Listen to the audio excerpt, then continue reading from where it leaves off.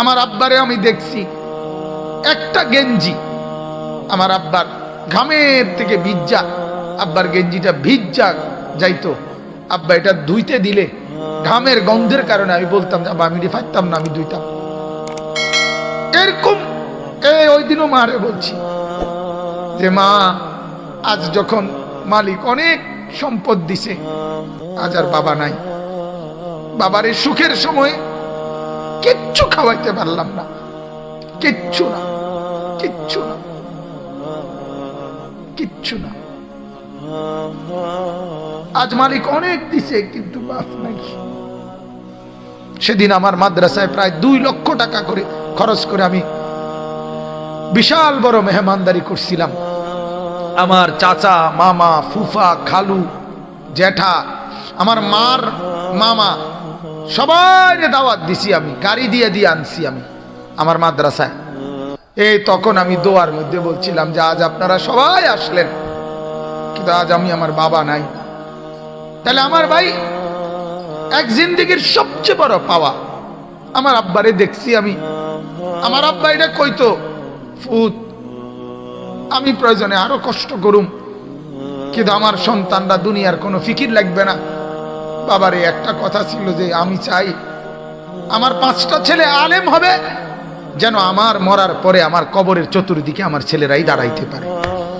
কাজে এদুর যদি পাই আমার আর কিছু লাগবে না। তাইলে আমার বাপ, আমার ফিকির তো এটা থাকা চাই। আপনার কাছে আমার অনুরোধ, আল্লাহ এটাই বলছেন, ও আমার বান্দা, তোমাদের সম্পদ, তোমাদের সন্তানাদি তোমাদের জন্য পরীক্ষা।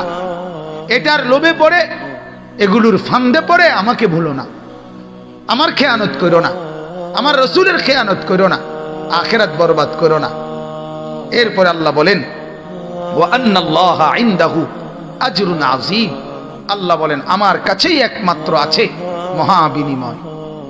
অর্থাৎ দুনিয়ায় যা করে গেলা এগুলোর বিনিময়, এগুলো তোমার জন্য খুব বেশি বিনিময় আসবে না।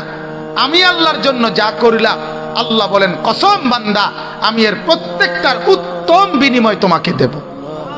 এই সোফা যদি 30,000 টাকা দিয়ে বানায়া থাকো, এই সোফা আখিরাতে তোমার জন্য কোনো পুঁজি দিবে না। আর আমার একটা সেজদার বিনিময়ে আমি আল্লাহ কোটি গুণ নেকি তোমারে ফিরিয়ে দেব। বুঝেন নাই কথাটা? এই জন্য আল্লাহ তাআলা, আল্লাহ বলেন আমার কাছে বিনিময়, আমাকে ভুলো না।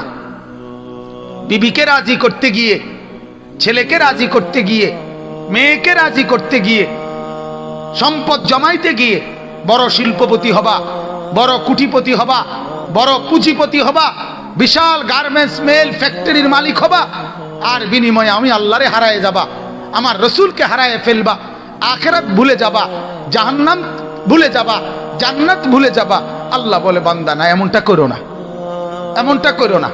ওই সম্পদ জমাইও না যে সম্পদ আল্লাহ ভুলায় দেয়, ওই বিবি বাচ্চা পাইলো না যারা আখিরাত ভুলায় দেয়। আল্লাহ আমাদেরকে বুঝার তৌফিক দান করেন।